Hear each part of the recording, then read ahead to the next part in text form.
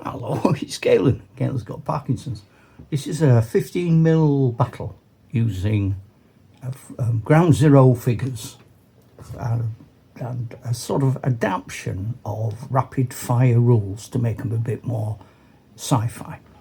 So this is the extreme left flank of the battlefield. The Space Marines, the infantry that you can see in the foreground belong to a federation from parsecs, 5 parsecs from home, and that's called Unity. They have been extracting mineral resources from a planet that they don't really own, but the native alien species, who are the chaps in blue, have not really been in a position to stop them. However, the minerals they're extracting are worth a lot of money, and they're used in warp flight.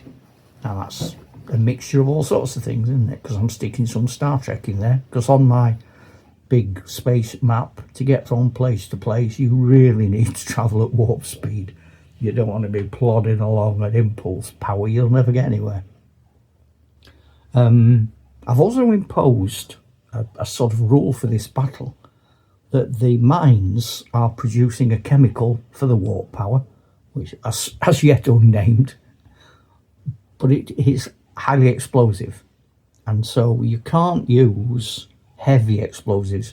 You can get away with rocket launchers and things, but you can't drop mortar rounds on them, and you certainly can't use heavy artillery and rockets fired from space. The other thing is, because we've come as a large force from another planet, we've actually got a battle fleet. Now, when I get around to showing you the alien side, you'll see they've allocated some of their units as anti-ballistic missile. Now, they did have 2, but they have seen a Space Marine unit travelling over the jungle, and see if I can show them to you.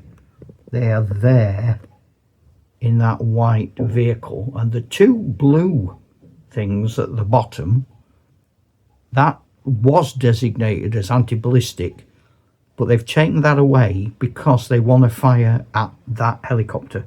That we're trying to take that flank, because it's very, very weakly defended, and we want to get right over, take the jungle, go beyond the jungle. Now we're going to fire an opening salvo of artillery. We're going to fire it into the jungle, and to do that we have 4 artillery pieces, but this is going to be our indirect fire because we can't see into the jungle, and we've got 1 shot from space. We would have had 2, but they're stopping that because of their ballistics. So suddenly, whoosh, whoosh, whoosh, whoosh, and just had a thought, you wouldn't want to do that, would you? Because the Marines are going to say, don't talk to that, we're here. Right, I'm cancelling that shot. A lot of frantic radio messages have gone round. So this is because there's been some small arms fire there.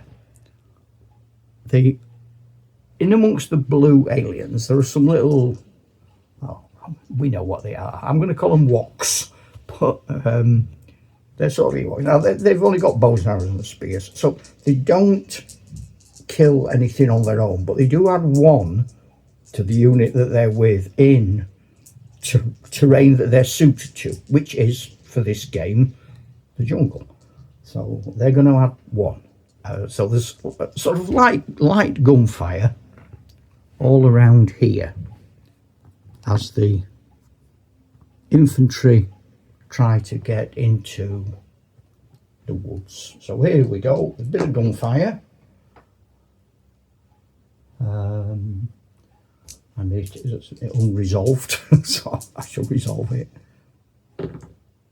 And there's nothing happens there. There's sort of random gunfire. Now there is a mortar, and it is, if I move that, there's a mortar there. Can you see that better? Yeah. So that mortar's going to have a shot now. And again, it's indirect fire. And that is a hit. So we needed... That needs that. Oh, that's 2 hits. Okay, now we try and convert them because of the trees. And they do convert. And because the walks are amongst them, that's 50% of the casualties. So that's 1 of each. And we will have a little explosion goes off there. That's mortar fire. You can see that much better if I do that. There you go. Big mortar's gone off. On the other side, they've got a battery of units now that they've converted to anti-air fire, which they're going to use against the white ship. So first of all, we'll see how many rockets are in the air. It's 8. And then we try and convert them into hits. 4 dice. I'm looking for 6s. Nothing there. Oh God, 3. 3 hits. I've only got 1 save, and I haven't saved it. That's 3 hits. Oh dear. Right, we'll convert that to damage. Well, the good news is it's not total damage. It's taken light damage. I mean, they've been lucky really, because there's been masses of explosions all around them, and they've taken light damage. So to show that, I'm going to put a green counter I use for light damage. I use like a traffic light system. Green, yellow, red. So there we go. That's taken some light damage, and there's a green counter on its wing. Now it does have the ability to fire back, so he'd better do that. And again, I'm well above the trees, even though the model might not be. So I'm going to fire at the unit that just fired at me, and I've missed completely. So that's the end of that little confrontation. If we move round, I know, I'm sorry these are all a bit wobbly movements, but do I need to say why? Parkinson's. So there's a sort of armoured tanky thing there, and it's a big one. So I think, again, direct fire, it could fire into the jungle. It's a bit imprecise because it's not firing at anything, it's just firing. Might be better firing at the blue personnel carrier down in front of it. So he's going to do that, and he hits it. He does light damage.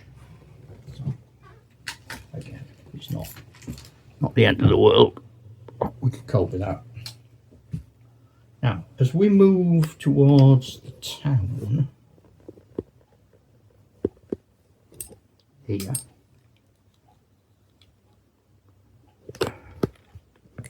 bearing in mind that I cannot keep everything straight, I'm quite pleased with that. You see those domes? They are discarded old garden lights that broke. So there's a group of aliens defending the little villagey mine, and there are a group of human infantry assaulting it. So now I don't need to worry about where I place the aliens, because to be honest, anyone who's on that table mat is in cover. So they're going to open fire first, and they do no damage. And then there's a group of infantry attacking. They do no damage. There's a machine gun mounted on a vehicle, does no damage. Heavy machine gun does no damage.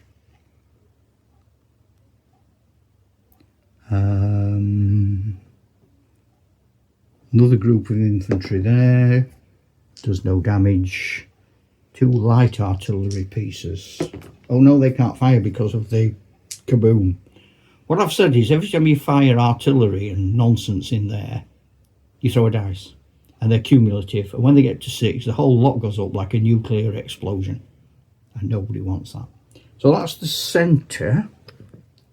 There's nothing really that the aliens do. Oh, they've got a big robot coming through the village. He's not had a shot yet, so we'll have a shot. Nope. And there is, if you look on the top of the shed, a drone which is directing fire, but it can't direct much. It can tell us what's happening, but it can't direct much because there's nothing there I dare shoot at. I've got anti-ballistic units, the blue ones, over the back. I don't want to do anything with that. And then coming over to the right flank here, the aliens were hoping to hold that hill, and it suddenly turned into what we can best describe as a mess. Everyone's rushed it. So I'm going to shoot some. I've got some artillery down here that are going to have a pop at that tank. That big blue tank is the sort of equivalent of a Panther, really. No, they've not hit it. And then I've got 3 tanks of my own, well, say my own, the Earth Forces, but they're like Shermans. Nothing there. I've got 2 land speeders that can't do anything at all to it. It fires back and luckily does nothing. Small arms fire is a bit insignificant, I suppose. Yeah, they can. The aliens have a shot. We have a shot. Nothing happens. And that's pretty much the end of turn 1, really. I would say rather indecisive. No one's managed to move anywhere. So anyway, we'll carry on. I might as well carry on over here, really, mightn't I? Because I'm here. So we throw for initiative. White's higher. It's the humans. It's the aliens. So the aliens are going to go first, and it's movement first. I don't think there's much movement necessary over there, to be honest, from the alien point of view. I mean, look, I could advance to get more cover, make the hill more difficult. I think that's what they're going to do. And then they're holding the village, they're holding the woods, so really it's just a question of can you hold on. Yeah, we'll have to see, really. So I'm going to move around with my very smooth, organised moving round. You can see the whole board from there, look. That might be nice. What if I never know which is coming back and which is going forward. That's the whole game, with the jungly woods in the far bit, the hill at this side of the little village in the middle. So I'm going to come in now. This is the area I'm concentrating on. Trying not to fall over, embarrass myself. So yeah, this is what I'm concentrating on now, is the hill. This is the focus of my efforts. There we go. So I mean, they're pretty much dug in, aren't they? In all honesty. I don't know whether to throw more at the hill. I suspect I've got to, in a way. Can I risk more ballistic things? I think the big tank has got to fight the little tanks. I don't really have anything to tackle the armoured poo. Yeah, I suppose I do. Oh yeah, right. There's an alien there with a rocket launcher. Oh, there's 2. Right, they can go there and they're going to try and knock out an armoured personnel carrier in the distance. They've just appeared here. And that's what they're aiming at. And then this is a sort of big machine gun that might as well come up. There's a mortar that might come up. Another big machine gun. Because there's Rangers now coming around that side. We need to sort them out. Let's move these heavy alien infantry. These guys, because of their armour, are always considered to be in cover. So they're, if you watched the other day, I was talking about lizard men. They're the lizard men I got. All I did really was I put some brighter green on and I inked them with a dark ink from Citadel. This is gonna, it's not gonna move up dramatically, and neither is that, but they're gonna start giving some fire. I don't think I can afford to commit. I'm now looking to the reserve here. So they're sort of officially they're there to fight for the town. But if I move them, there's a lot of enemy troops attacking that town. But if I don't move them, there's a lot of enemy troops attacking the hill. And similarly, over that side here, once these Space Marines land, there's literally no infantry over here at all. So I think an easy thing to say is that that is moving itself over here, because it's gonna get battered.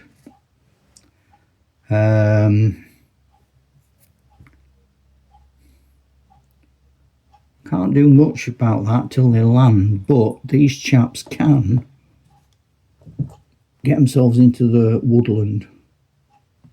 Me mounted prawn, he can sort of hide himself away, and the jet bike is very mobile, so it can come back here.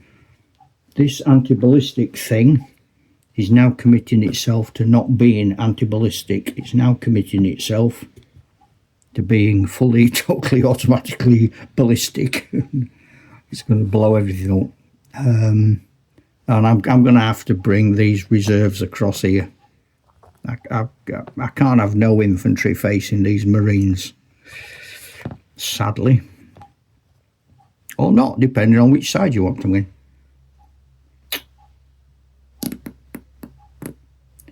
Okay, so I've come over here. This now can land there. That lands. I'll take that off. And because the Marines are trained to disembark for these sorts of situations, I'm going to throw a D6 for how many of them actually debus. I'll just come over here. Oh gosh, 2. Right, I've just grabbed 2 at random. I haven't got the right glasses on, so I've no idea what I've just grabbed. Oh, that's not, yeah, okay. I've grabbed 2 with sort of bazookas. They've got the bazookas out, if you'll pardon the expression. Okay.